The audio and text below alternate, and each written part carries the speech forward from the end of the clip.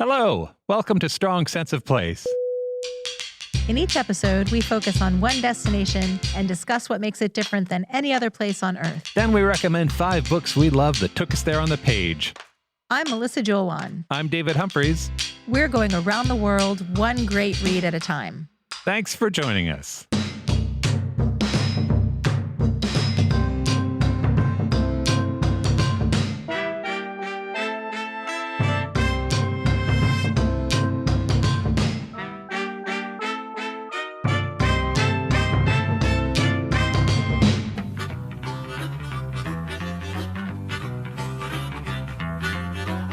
Welcome to Strong Sense of Place. Today we get curious about Portugal. Chegando pela rua ao som do Louis, sempre na sua, sempre cheio de speed. Segue o seu caminho, boa merda, não se beira chega o fininho frio da cantareira. Today on Two Truths and a Lie, we are asking the big questions. Can a chicken be a national hero? Can a bookstore outlast war, fire, and late-stage capitalism? Can a poet become an entire literary movement by himself? And then we'll talk about 5 books we love. I'm recommending a beautiful cookbook that combines memoir, travelogue, and history that will probably inspire you to book a trip to Lisbon immediately. I've got a book about a character named Sally Jones. She's a mechanic and a gorilla. What? And she's on a quest for justice. Amazing. Yeah. But first, Mel's going to bring us up to speed with the Portugal 101.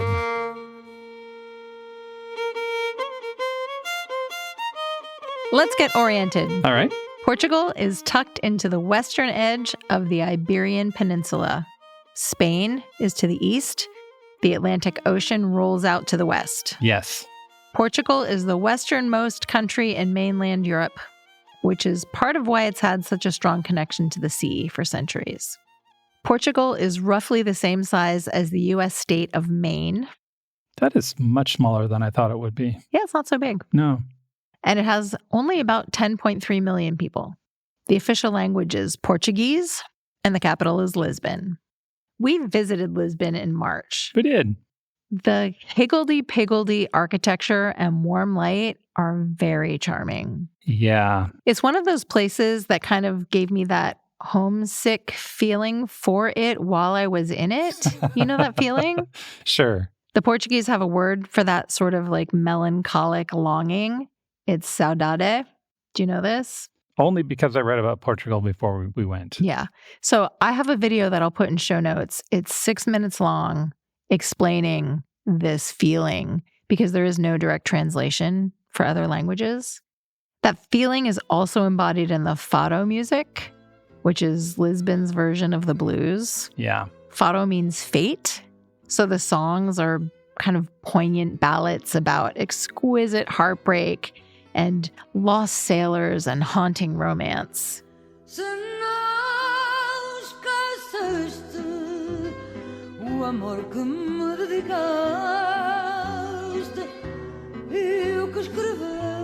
It was sort of an unusual dissonance for me that what you said is true. Fado music is just like from the soul aching kind of thing. Mm-hmm. And yet, if you go to Lisbon, boy, it's nice. Yeah. And people are really friendly and I cheerful. know. Everybody's really happy. Things great. Sun's shining. Water's right there. Yeah. But inside, Yes. longing. Exquisite agony. Yeah. Lisbon sits on the Tejo River. Yep. In a small valley with 7 hills all around.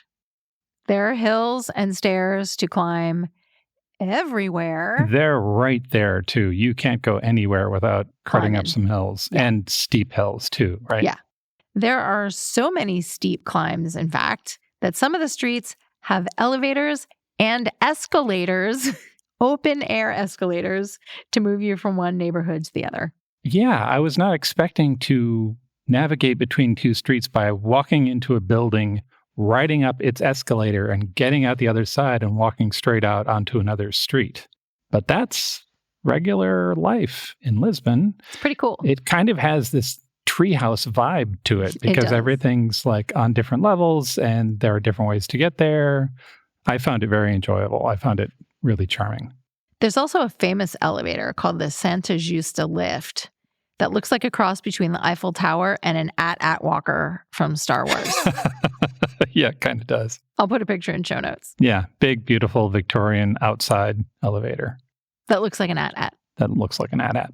Also scattered up the hills are houses painted the colors of ice cream sherbet. And there's a stone castle that looks exactly like what a kid would draw if you said, draw a castle. Yeah. There's color and hubbub everywhere. The whole city has the rollicking feel of a port town.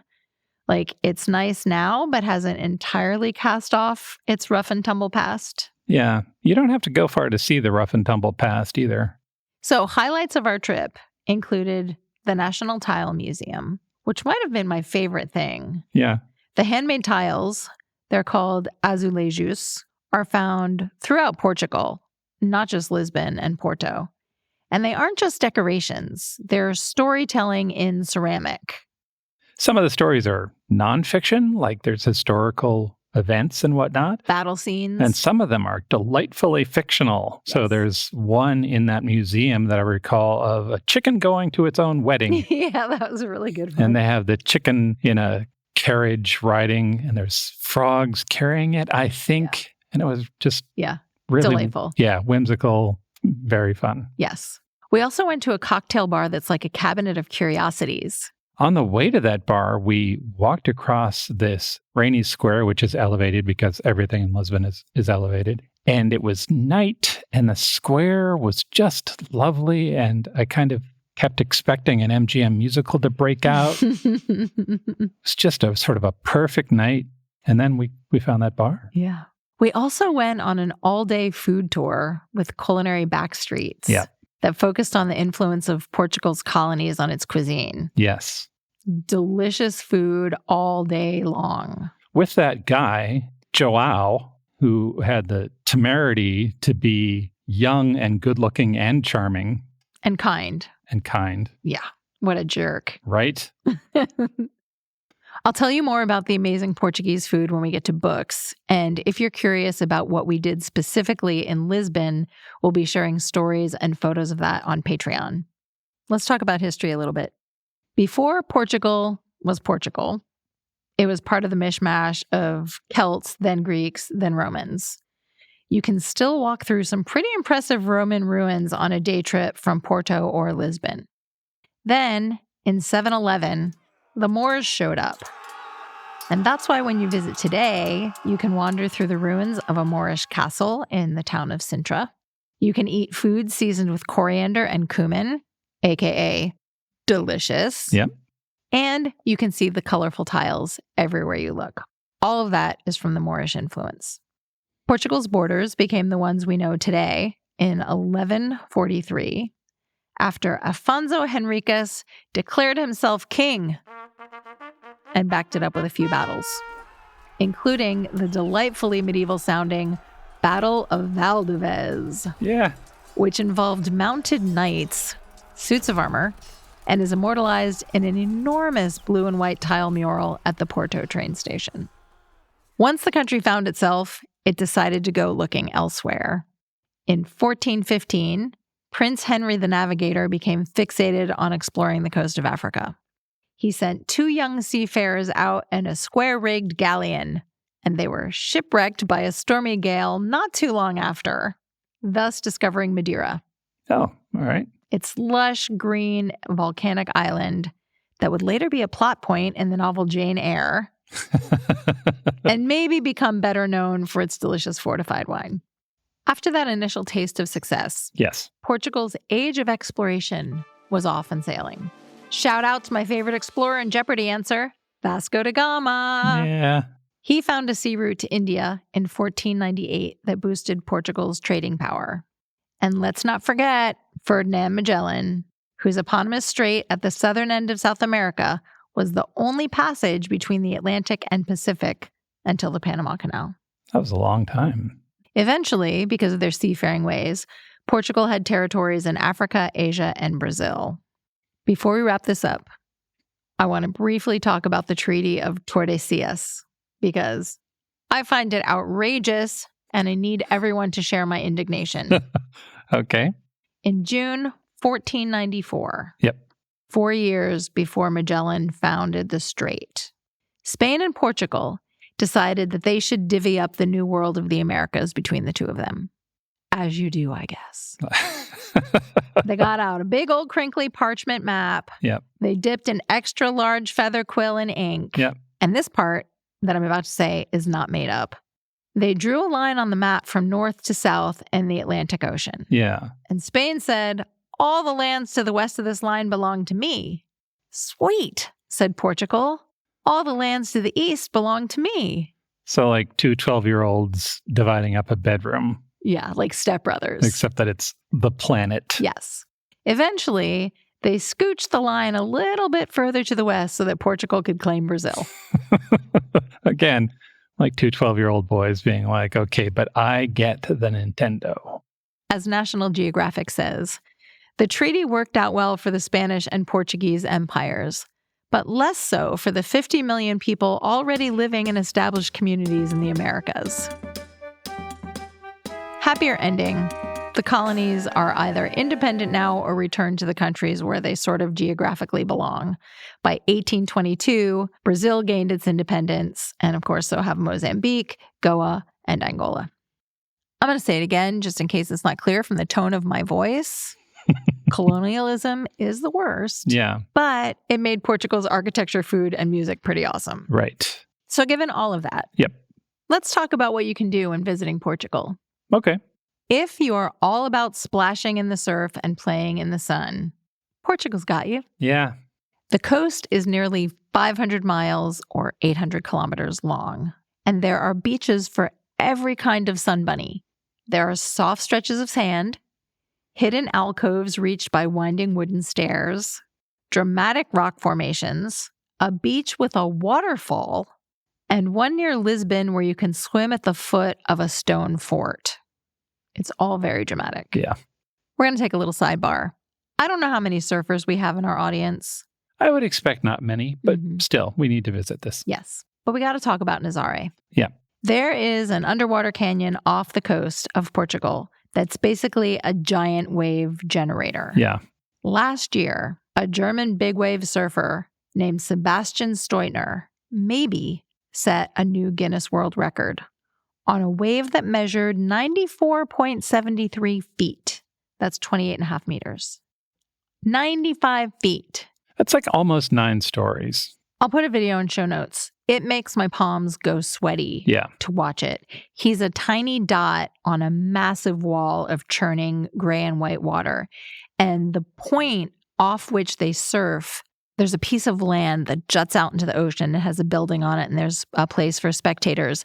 And when the wave is coming in, it looks like it's just going to decimate that whole thing because of the angle of the video. Yeah. It is nightmare fuel to me, but it's also amazing. Yes.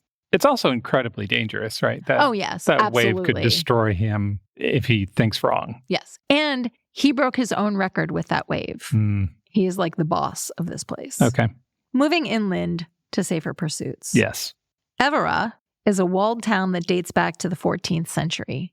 It is adorable. There's a Gothic cathedral, ruins of a Roman temple, a 16th century bone church, and a cozy cobbled town square.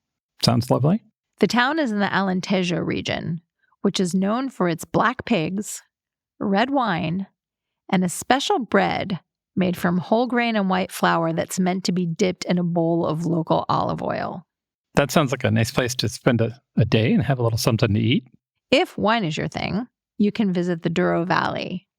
That is Portugal's answer to California's Napa. It's all green terraced vineyards and sunny skies. It's the only place in the world that can legally produce port wine, and port wine is delicious. There's tawny port that has a caramelish flavor, and there's red port, which is slightly less sweet and tastes like a berry that's thinking about chocolate. Okay. I kind of want to smush both of those places together because I want the special bread with the olive oil along with my port. I suspect you can get port in Évora. I bet you can. Yeah. They bottle it for a reason. I'm also happy to report that Portugal is a fantastic place for book lovers. Even if you don't speak Portuguese? Yeah, even if you don't speak Portuguese. About 90 minutes from Lisbon is the historic hilltop town of Óbidos. It's a UNESCO City of Literature. It's just fun to say. It Óbidos. is. You know what else is fun? They have a chocolate festival every spring. What? Yeah. Are there two words that can motivate me faster than chocolate festival? The town looks like it leapt off the pages of a fairy tale. Medieval castle, twisty cobbled lanes, red tile roofs, and a dramatic stone wall that wraps around the whole shebang. Of course, all literary towns have bookshops. Sure. But Óbidos has bookshops that are pretty special. One is inside a former winery. Okay. Another is a market that combines secondhand books with fresh produce from local farms. The picture is so sweet.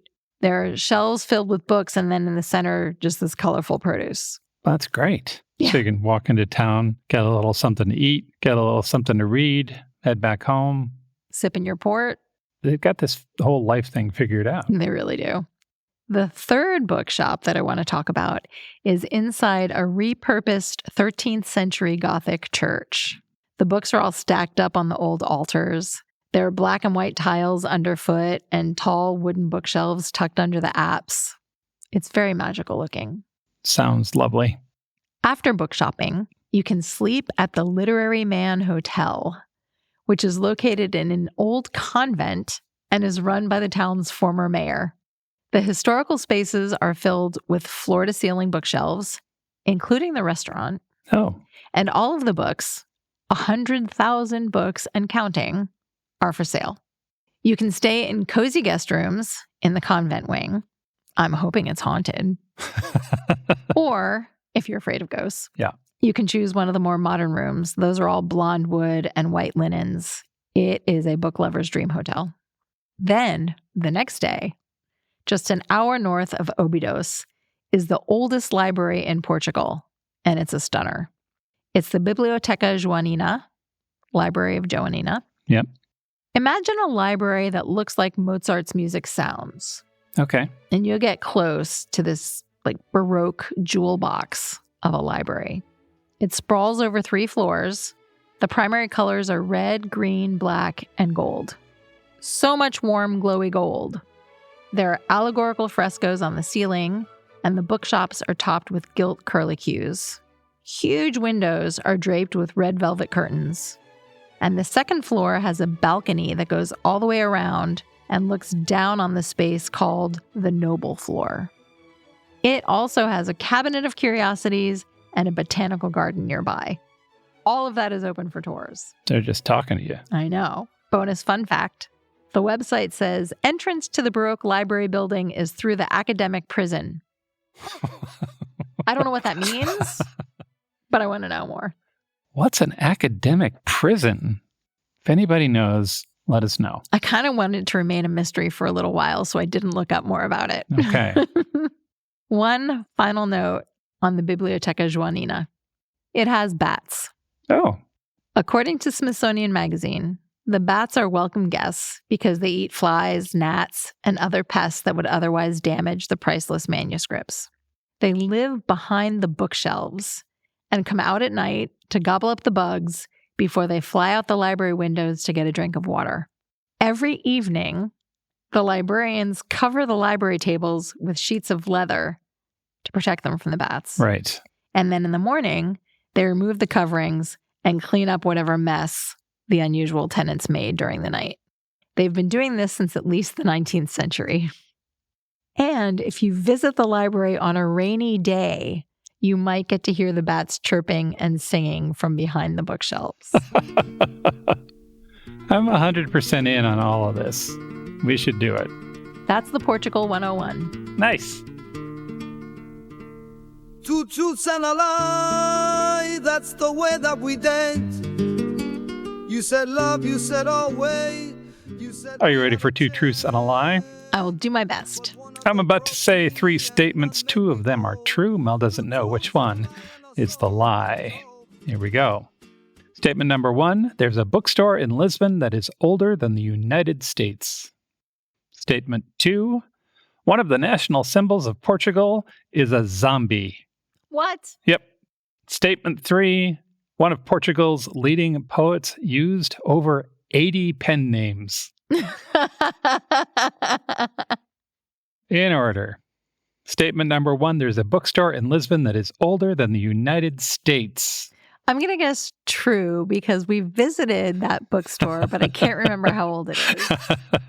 It is true. The oldest operating bookstore in the world is tucked into a stylish and romantic neighborhood in Lisbon. It's called Livraria Bertrand. Mm-hmm. They've been selling books there since 1732. When it first opened, you could have picked up a relatively new copy of Gulliver's Travels. Oh, that's fun to think about. Yeah. Bertrand is part of the Chiado neighborhood, which is a really pretty mix of sloping cobbled streets and steep hills and wrought iron balconies, art galleries, and pastry shops. There's an opera house literally around the corner from the bookstore. Bertrand itself is in a blue and white tiled building with a big wooden doorway. And when you walk through that door, you are stepping into a conversation that's been going on for nearly 300 years. It is hard to overstate what this bookstore has survived. Mm-hmm. There have been earthquakes and fires and dictators, world wars, revolutions, Amazon. The original Bertrand shop was destroyed in the 1755 earthquake that leveled much of Lisbon, and they relocated to their current location in 1773, and they just kept going. When we went, I was originally expecting something kind of dusty and dim and maybe a barely hanging on scholarly little shop. And it is not that at all. It's cheerful. Yeah. It's a bright, welcoming space. New releases are side by side with classics. There's a good selection of English language titles. There are some fantastic illustrated children's books. The store is made of a series of rooms, more or less in a line. The first room has huge, handsome wooden bookshelves. One has a clock inset into it, the shelf. I am a sucker for inset clocks. The staff was great. There's a cafe in the back that we didn't partake in, but only because we'd been stuffing ourselves with pastéis de nata for the last 3 days. They've got coffee and wine and pastries. It would have been very, very easy to make an afternoon just disappear there. Mm-hmm. And the cafe was humming when we were there. It had a really good energy. Yeah. Yeah. So if you're headed to Lisbon, absolutely put Bertrand on your list. Go for the history, go for the neighborhood, but go because it's just a fantastic bookstore. Statement 2. One of the national symbols of Portugal is a zombie. I'll say false. It's a lie. I think it's a lie. It is a lie, but I think it's only technically a lie because I don't think the Portuguese see it that way. But hear me out. Okay. So there's a rooster that you've probably seen before, even if you didn't realize what you were looking at. It's a brightly painted, usually ceramic rooster with a puffed chest and a vivid red comb and feathers swirling in yellow, green, and blue. And you might have seen it as a kitchen trinket or a fridge magnet or on a tea towel. It looks cheerful and harmless and decorative. But that little bird, it's the Barcelos rooster, one of Portugal's most beloved national icons. And that rooster has a story. Okay. The cheerful version goes like this. A long, long time ago, in the medieval town of Barcelos, that's up in northern Portugal, a terrible crime took place. And it was so shocking that the townspeople were desperate to find the culprit. So they arrested a stranger, a pilgrim, just passing through. And the trial was not the model of due process. The man swore he was innocent, that he'd done nothing wrong. Nobody believed him, and he was sentenced to hang. Wow. Yeah. And now here's where the story turns. As a last request, the man, the accused, is asked to be taken to the local magistrate, the guy who had just sentenced him, so he could plead for his case one last time. And for possibly narrative reasons, the authorities agreed, and they humor him, and they take him to the judge's house just as the judge is sitting down to dinner. And on the table at the judge's house is a plum roasted rooster, a golden, crispy, cooked rooster. And the pilgrim looks at the bird, and he looks at the judge, and he stares him in the eye, and he says, "That rooster will crow as proof of my innocence." And the judge laughs at him, and he ignores him, and he sends him away. But later that night, just as the man is about to be hung, the rooster stands up, and it crows. And the stunned judge races to the gallows. The man's still alive. The knot had slipped. The judge pardons the man. And from then on, the rooster becomes a symbol of justice, faith, and good fortune. Wow. Yeah. But let's be honest, that's a zombie story. Sure. That is a tale about the redemptive powers of black magic. The rooster was fully dead. It was ready to be eaten. It comes back to life. I know you said it was all crispy and roasted. And I was like, okay, let's dig in. Yeah. And then it crows. And no one in Portugal seems alarmed by this. They see it as miraculous and hopeful and a divine intervention. And it is honestly hard not to love that a little bit, right? The good people of Portugal can stare a zombie chicken square in the face and say, "Ah, yes, a symbol of truth and justice." So the undead rooster goes on to become a national icon. You will see the Barcelos rooster everywhere. It's in markets and on keychains and painted on murals and hanging in airport souvenir shops. There's a huge statue of it in the town of Barcelos itself. You can go there and pay your respects, either to a man who got an unexpected second chance or to necromancy. And before we move on, you should know that the rooster is also the logo of Nando's, the Afro-Portuguese chicken chain. Oh, wow. That makes a lot of sense now. The little bird on the peri-peri bottle is the Barcelos rooster. Nando's started in South Africa, but it was deeply inspired by Portuguese flavors and culture, so they chose Portugal's most famous rooster to represent the brand, bold and spicy and proudly traditional. That's the Barcelos rooster. And the third statement, which we know is true now, one of Portugal's leading poets used over 80 pen names. So if you haven't met Fernando Pessoa yet, get ready. Okay. He is not just one of Portugal's most beloved literary figures. He is also a bit of a literary mystery box. He is one of those writers whose life was as strange and fascinating as the words he put on the page. And even though he lived more than a century ago in early 20th century Lisbon, Pessoa was writing and thinking about things that feel weirdly current. His whole life was a deep dive into the kinds of identity questions that light up Reddit now. Pessoa was a poet, but he was also a philosopher and a mystic and an essayist and a self-taught astrologer. He's maybe best known for creating a small village worth of people inside of his own head and then writing as those people. Oh, interesting. Yeah. Let's start with the basics. Pessoa was born in Lisbon in 1888. At age 7, he moved to South Africa, where he lived for 10 years. He was educated in English, and he wrote his earliest work in that language.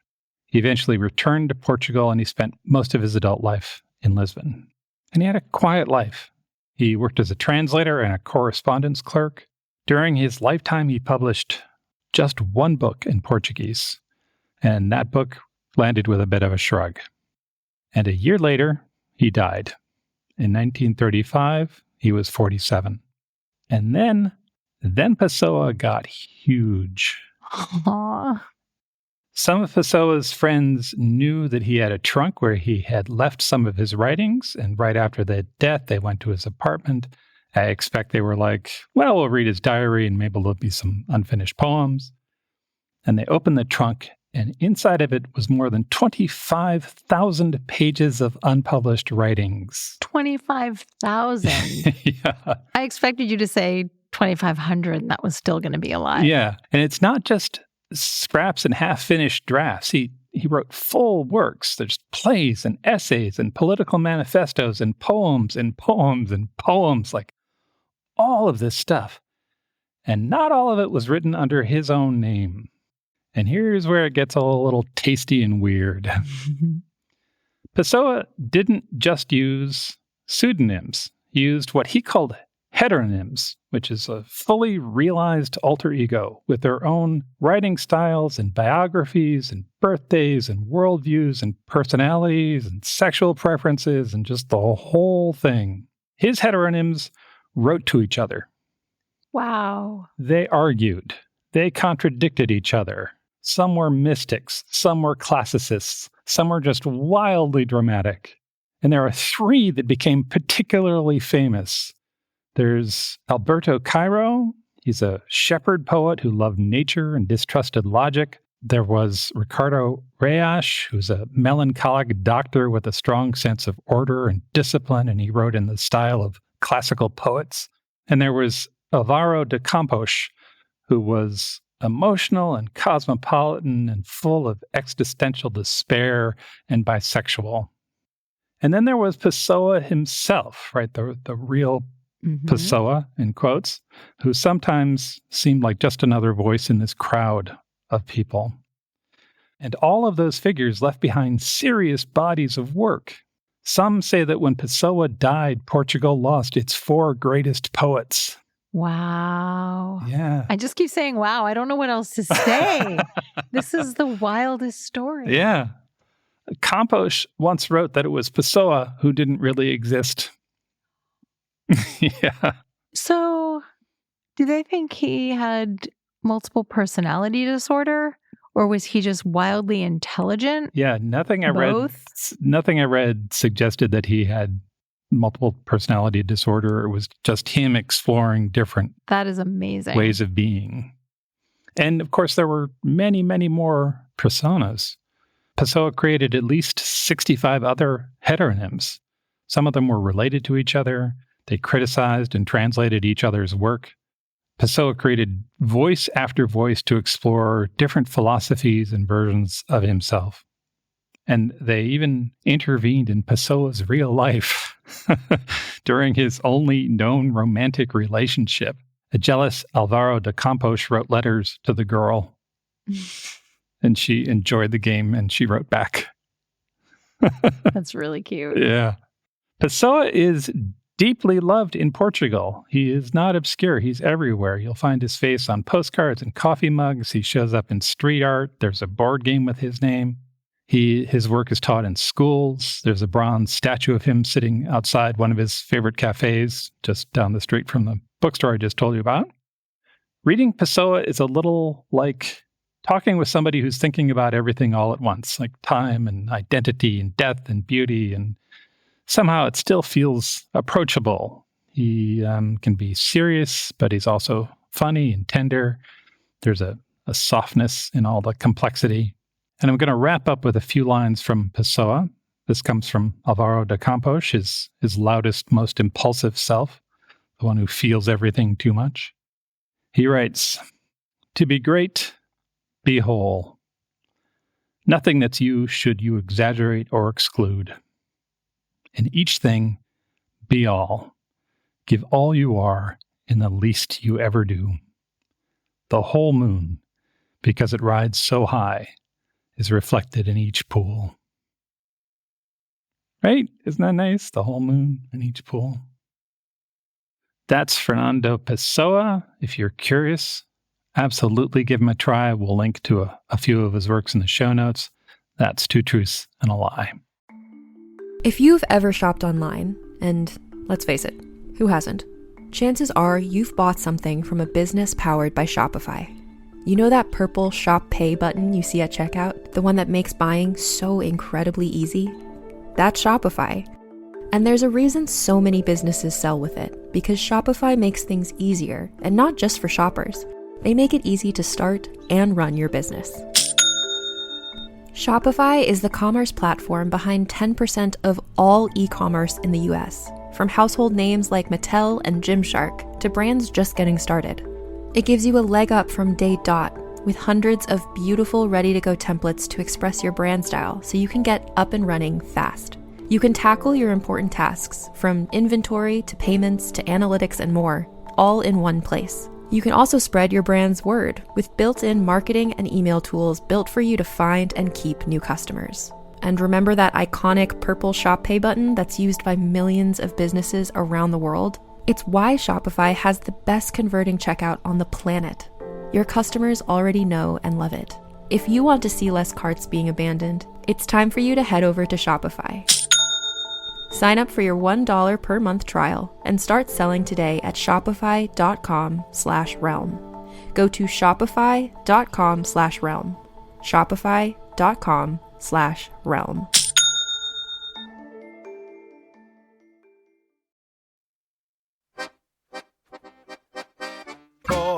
Their stories are bred and we always want more.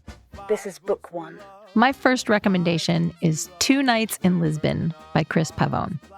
The author Chris Pavone specializes in intelligent thrillers that flirt with the tropes of spy novels. His work regularly draws comparisons to old-school espionage writers like Ken Follett, Frederick Forsyth, and Robert Ludlum. The good stuff. Yes. But even though his plots hum along, they're also deep dives into conflicted, complex characters, often expats, and he has them wrestle with issues of identity and trust. So it's sort of standing on the corner of thriller and literary fiction. Yeah. And he's very good with creating a sense of place. Paris, Copenhagen, Zurich, Luxembourg, Argentina, Iceland. He gets the details in there so that you are transported to those places. So this book, 2 Nights in Lisbon, this setup is a doozy. I'm ready. Okay. It's 7:28 a.m. in Lisbon. A newlywed woman named Ariel Price wakes up in her hotel, alone. She's overheated, so she flings off the sheet, and when she does, she realizes her husband, John, isn't in the bed beside her. She's kind of groggy from the night before. Jet lag, food, wine, sex with her new husband, a sleeping pill. Sure. But now she's also feeling a flicker of panic, which is relatable, but also it felt a little over the top. Her reaction was like very big. Okay. So she calls him. She texts him. She goes to the hotel's breakfast room. Nothing. And now she is in a state. And she starts to work herself up the chain of authority figures. So she talks to hotel security and then the local police and finally goes to the American embassy. But at each step on this ladder, she realizes there are questions she can't answer. Like, what exactly is the business that brought her husband to Lisbon? Why did she come along on a work trip? And why is she pressing the panic button so soon? Yeah. Couldn't he just be having a dalliance with another woman? After all, her handsome new husband is much younger than she is, no? So, the authorities aren't really taking her seriously. They think she's just kind of hysterical. We don't know her well enough to know what's going on. Right. I don't want to give anything else away because this whole thing is about all of that. But I can tell you that by necessity, the action takes place over just 2 days, and there is a clock ticking so loudly in the background. The tension is ratcheting up, and the stakes get higher and higher for Ariel. I love a bit where you read a character's reaction to something, and you're not sure if the writer has overwritten it and is therefore not a very good writer, or if they wrote it right where they wanted it to, and they're a very good writer. Chris Pavone is a very good writer. Yeah. So I read this on the plane to Lisbon, and I finished it while relaxing on our hotel bed. I'm happy to say I never woke up alone in our room. Oh, geez, that would have been shocking. But I'd be lying if I say I didn't think about it one morning before I opened my eyes, because I do love to play that mental game. What if I woke up and Dave was gone? It was also super fun to be reading this book while my experience of seeing Lisbon for the first time kind of jived with Ariel's. She's seeing it through a first-timer's eyes. I was seeing it through a first-timer's eyes. That was really fun. And Chris Pavone just does a bang-up job of capturing the sight, sound, and just general vibe of the city and the different neighborhoods. So I want to read you a little bit to give you an idea of how he describes the city. And keep in mind, she is doing this when she's kind of in panic mode. Okay. The Praça is to the south. Ariel heads north, up the steep slope of Bairro Alto. through the narrow streets strung with party lights and laundry lines, dish towels and soccer jerseys flapping above clusters of tables in front of cervejerias and tabernas, hole-in-the-wall convenience stores, boutiques selling sneakers, sardines, a mind-boggling array of items made from cork. It's Monday morning.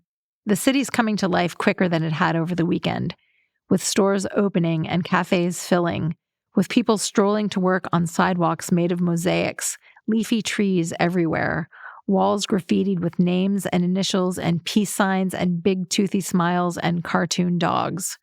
No guns, no RIP notices, no gangster signifiers. Lisbon's graffiti is a reflection of exuberance, not despair.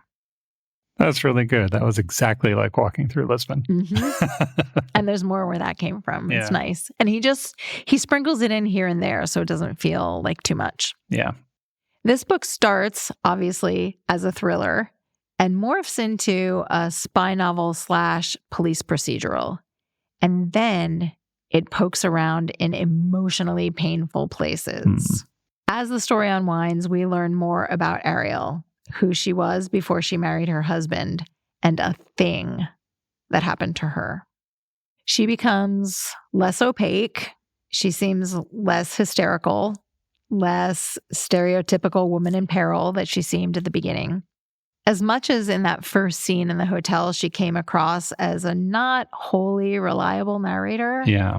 Now we understand why. Right. And if you stick with her, you fall in love with her. Without hitting you over the head with it, the story dives into issues of class and identity, violence against women, and the thorny relationship between mothers and daughters. Okay. And the plot kind of twists and climbs like the alleys of Lisbon. It's outrageous, but you only need to suspend disbelief a little bit. And it really stuck the landing. The ending was just like, what? In paperback, it's 450 pages, and I felt like I read it in a flash. And for what it's worth, I recommended it to our friend who was traveling with us in Lisbon, and she loved it too. If you like travelogue thrillers that aren't afraid to go into the shadows, so read-alikes might be Talented Mr. Ripley by Patricia Highsmith, Tangerine by Christine Mengen, or The Diver's Clothes Lie Empty by Vendela Vita. If that's your jam, you will definitely like this book. It's Two Nights in Lisbon by Chris Pavone. Here is book 2. My first book is Queen of the Sea, A History of Lisbon by Barry Hatton. This is a very readable, very charming history of Lisbon. Barry Hatton is a British foreign correspondent who's been living in Lisbon for over 3 decades. You can feel his affection for the city in every sentence. This book feels like sitting next to someone at a bar who just loves their city and who's thrilled to finally have somebody to talk to about it. It's enthusiastic in the best way. It's like, hey, I love this place and I think you're going to love it too. The structure is mostly chronological, but Hatton's more interested in following the thread of a story than he is in sticking the timeline. He does this thing I really like where he's always pulling the past into the present. So right from the beginning, when he's talking about the geology of the area, about what the Phoenicians would have found when they arrived, he's also pointing out this hill becomes Alfama, and this is why the castle's up here. And it is grounding and helpful, especially if you're planning to go. That's really cool. Yeah. And he keeps that up throughout the book. He'll talk about a 13th century painting or a manuscript, and then he'll tell you exactly where to find it today. He'll say it's tucked behind this building, and here's the address, and let me introduce you to the janitor who watches over it, and it's that specific. And all of that might be the best magic trick in the book. He keeps walking you back and forth between Lisbon then and Lisbon now, and he shows you how the two are in conversation. So we start with the physical layout of the city, why Lisbon is where it is, and then we move through the ancient past. But that chapter might detour into a description of a current neighborhood or a moment in Lisbon life, and then we're back to the Romans and then the Moors. The next chapter opens up with the conquest of Lisbon from Muslim rule in 1147, which you talked about. It's all very solid historical narrative, but then there's a break. There's a line of asterisks on the page, and suddenly we're talking about fado. As you mentioned, fado is a uniquely Portuguese kind of music. It's like the the blues, but more nostalgic and poetic. It's guitar-based, and the lyrics are about heartbreak and longing and loss, and it's deeply tied to Lisbon's identity. But why are we talking about it in chapter 2, in the middle of a story about medieval conquest? I don't know. But while I was reading, I also didn't really care. It's just sort of part of the charm of the book. It's like the guy at the bar again who's telling you a story and he's deep into it, and then suddenly he's like, oh, wait, you're going to need to know about Fado. Let me tell you, it's conversational and it's kind of digressive in the best way, and the stories are well told. And then, of course, the book gets to the age of exploration and colonialism and empire and the rise and fall of Portuguese power. Hatton doesn't gloss over the dark parts. He writes about slavery and the Inquisition and the forced conversion and eventual massacre of Lisbon's Jewish population. He's honest about the contradictions in Portugal's history, its ambitions, its prejudices, its beauty, its brutality. It's all part of this. One of the most powerful sections in this book is about the All Saints' Day earthquake in 1755. It was a massive quake, like buildings leveled, followed by a 20-foot tsunami, 6 meters, followed by a fire that burned for 6 days.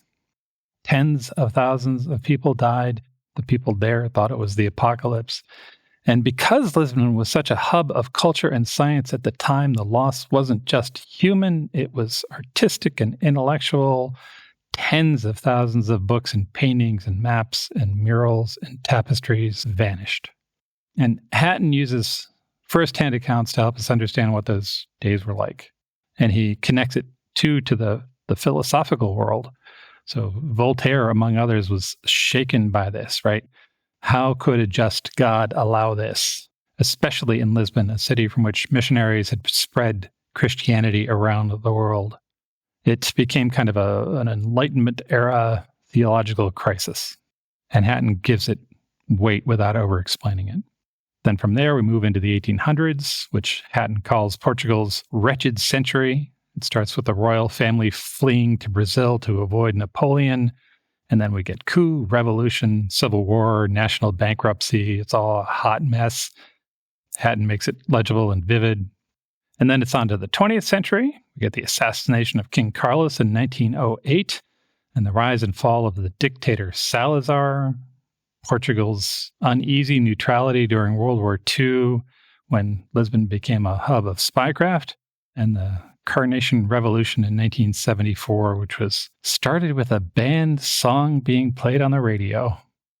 The book absolutely changed the way I see Lisbon. It's worth reading even if you never plan to go. But if you are going, let me press this into your hands right now. It'll give you insight and context and delight. It reveals the layers of the city, some of them visible, some of them just buried just under your feet. The book is insightful. It's full of dramatic turns and vivid characters. And most of all, it's infused with this love for the city and its stories. I will end with this confession. I did not read this book until after I visited Lisbon. And now I have to live with that regret forever. Or go back immediately.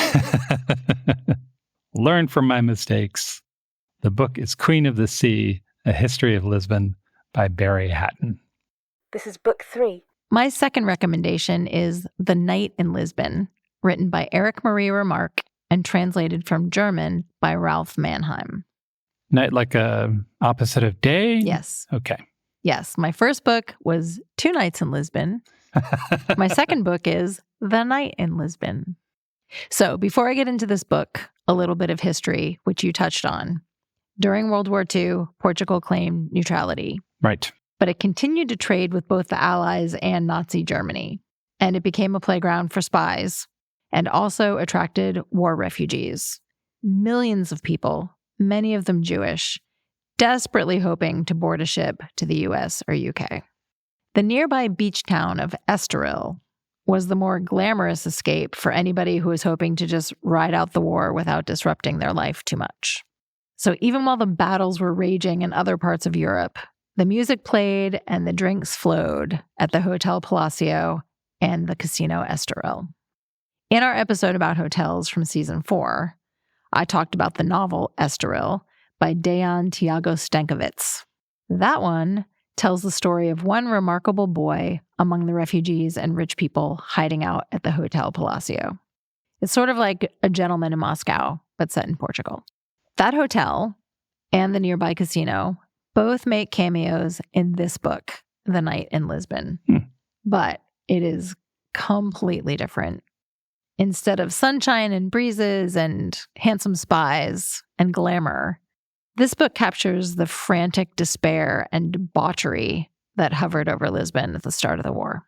The author, Eric Maria Remarque, is best known for his 1928 anti-war novel All Quiet on the Western Front, which was based on his experiences in the German army during World War I. Yeah. In 1933, that book was declared unpatriotic and banned by the Nazis. But that did not stop him. He continued to write about war and the plight of refugees through his career. In 1962, he published his last complete work, this book, The Night in Lisbon. This is a really quiet book. It centers on two main characters, both German refugees who fled to Lisbon in the early days of the war, desperately hoping to save their lives and their wives with passage to America. Right. The plot is very simple, although the story is not. During one long night, two men sit in Lisbon's dimly lit neighborhood bars and talk. If you're an action person, don't give up yet, because the talk does tell action-filled stories. But the plot of this book is pretty simple. Our unnamed narrator is frantic to escape with his wife, Ruth. They can see salvation in the form of a ship right there at anchor on the Tejo River. Oh, that would be brutal to come across all of Europe and all of that, to sit there and look at that ship and hope. Yeah. He says the ship was being made ready for a voyage like the Ark in the days of the flood. It was an Ark. Every ship that left Europe in those months of the year 1942 was an Ark. Mount Ararat was America, and the floodwaters were rising higher by the day. Some nice writing. Yeah, but also yikes. Yes.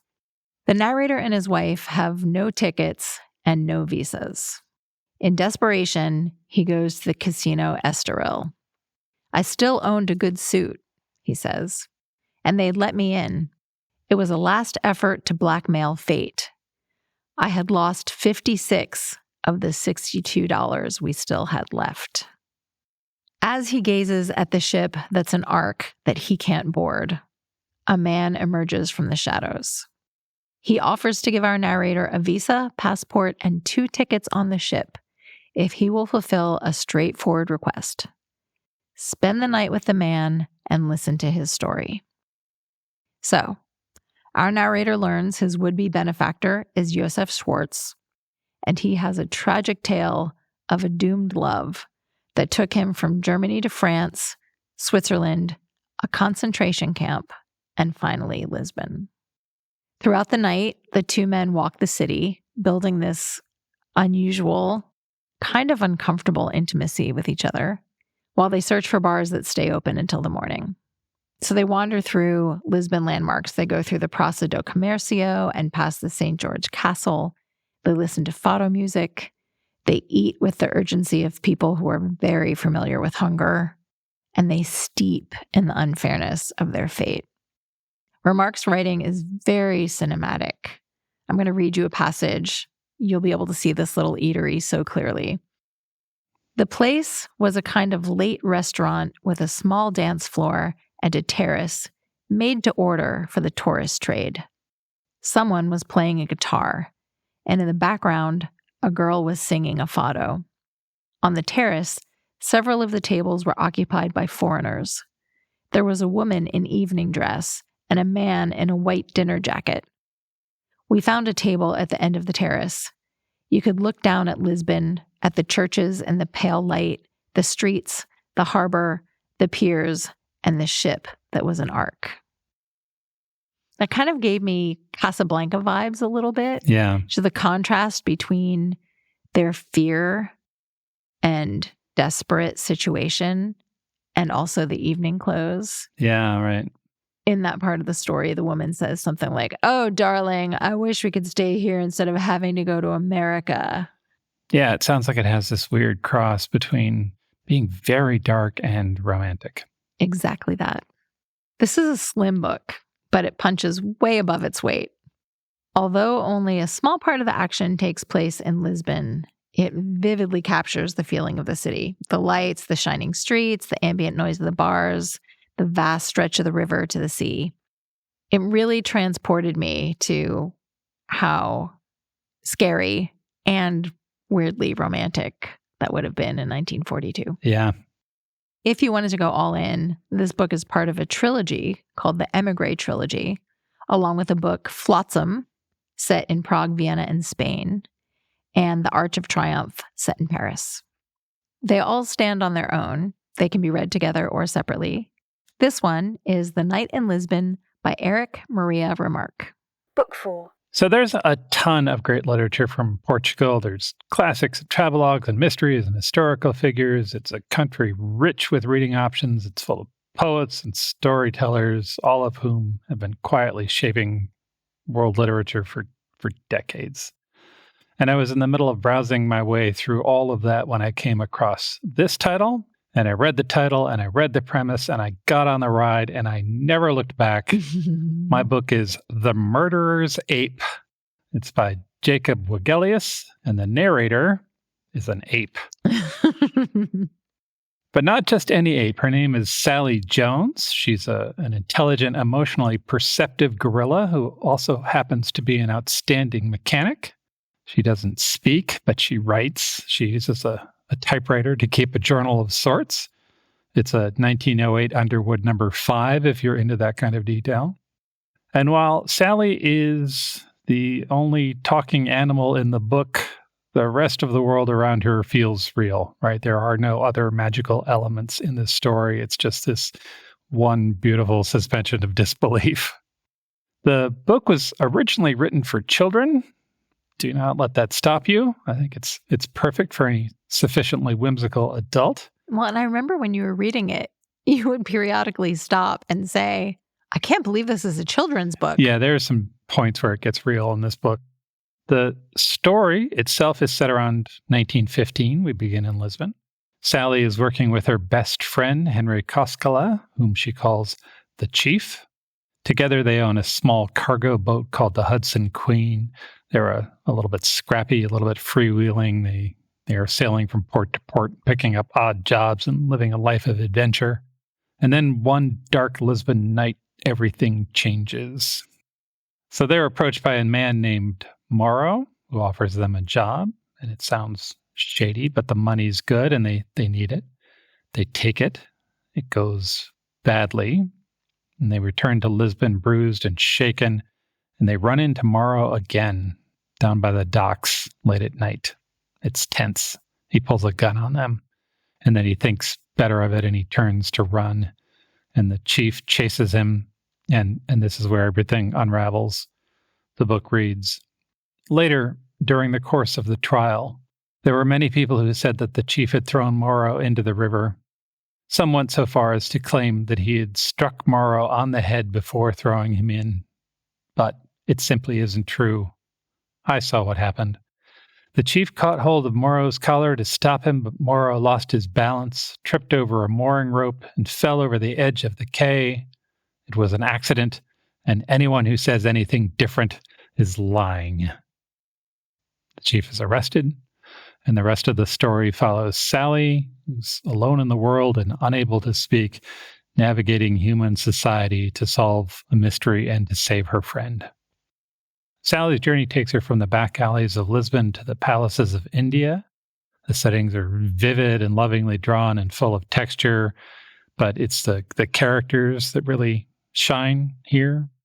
Everyone Sally meets has their own story arc. There's a soulful fado singer with a past of her own. There's a fussy accordion repairman who I went from disliking to completely loving. There's a cemetery caretaker who's afraid of ghosts. Oh, that's really cute. Yeah. I love the details of an accordion repairman. Oh, yeah. And a ape typing on a vintage typewriter. Like, it's so visual. It's really cute. The book reminded me a little bit of The Shadow of the Wind by Carlos Ruiz Zafón. There's that sort of same layered, shadowy sense of place and the same voice that makes you stop mid-page. And like you said, was this written for children? Would I read this to an 8-year-old? The book is illustrated beautifully, and I didn't realize until halfway through that the author, Jacob Wegelius, did the illustrations himself. Neat. Yeah. There are detailed portraits of every major character and dozens of small illustrations scattered throughout the book. Wegelius is a Swedish writer and illustrator. The Murderer's Ape won Sweden's August Prize and Germany's Youth Literature Prize, and it's easy to see why. The storytelling is like gentle but gripping. It's full of cliffhangers and little heartbreaks.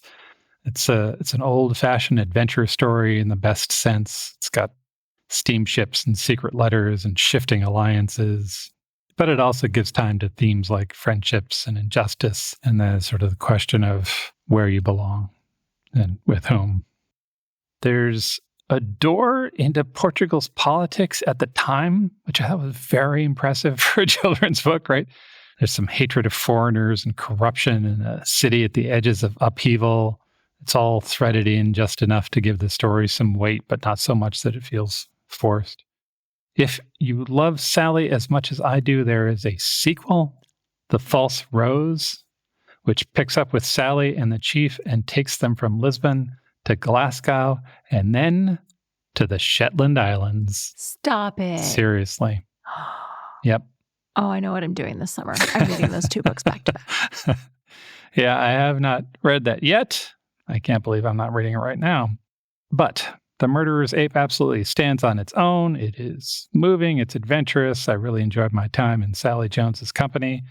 If you're looking for a book that's thrilling and yet heartfelt and exotic and comforting, something you'll want to curl up with or maybe read out loud to somebody special, this book is exactly what you need. It's The Murderer's Ape, and it's by Jacob Wegelius. And now book 5. My final recommendation is My Lisbon, a cookbook from Portugal's City of Light by Nuno Mendes. This might be my favorite book of the bunch. Oh. It's so joyous. It combines everything I usually look for in a novel: a little history, vivid travelogue descriptions, and good writing, with a capital G. And then it adds amazing recipes and full-color photos to the mix. I want to talk about the photos first. Okay. There are tons of them, and they capture everything that we loved about Lisbon. The jumbled buildings that look like they're tumbling down the hills to the water. Those yellow trams that squeak through the alleys just wide enough for them to fit through. Candy-colored mid-century neon signs. Every photo looks like a good story is about to start. We forgot to mention that the night we found the Cabinet of Curiosities bar that we went down the hill on a funicular. I forgot we rode the funicular. Yeah, it was that was so cool. Nice. It was dark, and the funicular was yellow and wooden, and it descended, and as it descended, you could see the light show and the graffiti, and it was a fantastic cap to a trip. Portuguese food, as you might expect, is a mashup of local ingredients and the influence of all of its colonies around the world. So there are very hot piri-piri peppers from Africa, and crunchy fried fritters from Brazil, and spices from India. There's lots of fish and seafood, thanks to that long coastline we talked about earlier. Yep.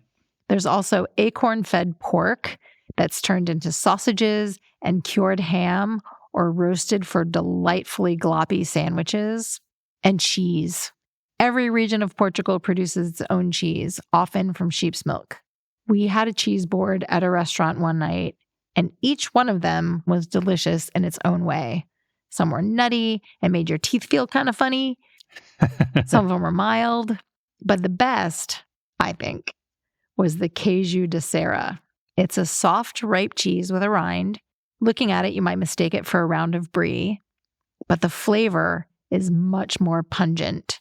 And in the middle, it's almost a little runny, like you eat it with a spoon, and it's a spoonful of heaven. That was also on the funicular night. It was. That was a really big night. It was a big night. The book's author, Nuno Mendes, was born and raised in Lisbon. When he was younger, he wanted to be a marine biologist. Oh. So he went to Miami, and that's where he found his calling to be a chef. That's kind of a right turn, but all right. Good for him. So he traveled the world eating and cooking, and then he settled in London, where he's opened a string of beloved restaurants. In his intro, this is what he writes. This sounds like if you did this, it would be amazing and it might kill you. The rhythm of the day revolves around meal times, and the recipes in this book are divided into chapters that follow the culinary clock. The day begins with coffee and a pastel, that's a pastry, followed a little later by some salgados, salty fried snacks. Then it's on to almoço, lunch, before tucking into a few petiscos, small plates in the late afternoon. Dinner never really begins until 8, and because we have a sweet tooth, we like to end that meal with sobremesas, desserts. And let's not forget our penchant for greedy late-night sandwiches. Wow. Wowee. That's more eating than I do on Christmas. After he lines up that incredible day of eating, he talks about the rules of snacks. And I was like, yes, give me the specificity. Yeah. And this does kind of tie into what we experienced a little bit on our food tour. So, salgados, those are the snacks that you eat only until midday, like between breakfast and lunch. Levensies. Yes. These are fried finger foods that can be eaten in a couple of bites. We actually started our food tour at a Brazilian grocery store that in the back had a case of hot fried things. Yes. Delicious fried things. Okay, so the salgados are your morning snacks. Finger food, not to be shared, just to be plopped into your mouth. And you might drink those standing at a counter with a tiny glass of cold beer called limbretta. They might be salt cod cakes or a pork and beef croquette or an empanada filled with duck, things like that. Right. Okay. Don't confuse those with petiscos, which are small plates meant to be shared. The author says they're more for the peckish than the ravenous. Right. The peckish people who are eating, 10 plates? A day? Yeah. Yeah. So these are eaten in the mid to late afternoon. And woe to the person who compares them to Spanish tapas. He writes, we Portuguese like to think that ours are different and, of course, better. Sure. So this might be something like a carrot salad with toasted hazelnuts and honey, marinated mushrooms with bacon, garlic rice with piri-piri sauce. If those sound good to you, all of the things I've mentioned so far are recipes in this book. If you know anything about Portuguese food, you probably already know about the pastéis de nata, which Dave mentioned, the little tarts filled with custard. Fear not. If you love them too, this book will help you confidently make a batch. It does not look difficult at all. I was very delighted to see. You make a little round of buttery dough, you press it into a muffin tin, you fill it with citrus-scented custard, and you bake it until it's pleasantly scorched on the top. How have we been wasting our time? You don't even have to roll out a pie crust. You just pat it into a muffin tin. Yeah. Plus, I got to imagine your kitchen's going to smell awesome. Yeah. Buttery goodness. Little citrus, little cinnamon. Yeah. Okay, so fantastic recipes. But this is a reading book, at least as much as it's a cookbook, maybe more. The author's opening essay is a straight-up mash note to his home city. After a quick romp through history, he shares his deep affection for the blue and white tiles, the black and white cobblestones underfoot, the way the sun makes the city glow. And then each recipe section begins with an essay. So, pastries has a particularly sweet intro. He explains how the convents and monasteries became the baking centers, and the kind of naughty nuns who named pastries things like angel's double chin and nuns' bellies. There are also essays about cafe culture and beach life and a summer festival devoted to grilled sardines. He says smoke just hangs over the whole city from everyone grilling the sardines outside. According to the lore, on that special night in Lisbon every year, 13 sardines are eaten every second. It's like Lisbon is a whale. If you enjoy trying new recipes with a side of cultural stories, this book is for you. And if you're thinking about a trip to Portugal, you could easily use this book as a guide to the sights, foods, and experiences you don't want to miss. It's My Lisbon, a cookbook from Portugal's City of Light by Nuno Mendes. Those are 5 books we love set in Portugal. Visit our show notes at strongsenseofplace.com for links and details. Come to our site and we'll play you some bittersweet fado music. We'll tell you how to make your own pastel de nata. And we'll have a video of walking through Lisbon so you can see what that's like. I also want to mention that we started a free Substack maybe about a year ago and started a habit of posting on Tuesdays. A burning question that we call Tuesday Tea. Everything from who's your favorite fictional spy to what's the best sandwich you ever ate. Sometimes we throw a real hardball like, what are you reading right now? Yes. And I will say that these Tuesday discussions are an absolute delight. So I'm inviting you to please join us for Tuesday Tea on Substack. Our newsletter is free. You can sign up for it at strongsenseofplace.substack.com. And that will also get you my Friday end notes where I send out my favorite book and travel-related links of the week. Mel, where are we headed for our next episode? We're exploring the beauty and adventure of America's national parks. Thanks for listening, and we'll talk to you soon.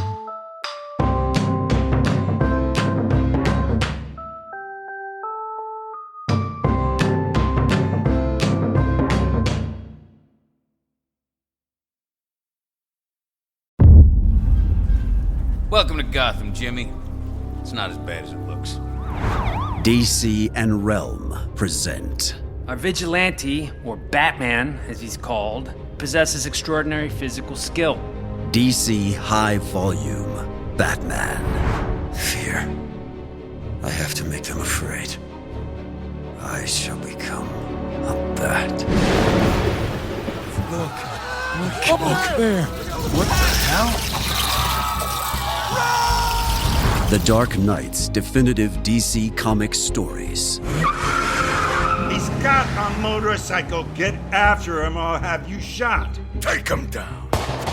Adapted directly for audio for the very first time. Thinks he's a damn Robin Hood. He dies. Looks like it's just you and me now, Phil Cooney. Hit the floodlight. It's showtime. New episodes every Wednesday. Follow and listen wherever you get your podcasts. Batman hasn't attacked anybody. What do you mean, blow up the building?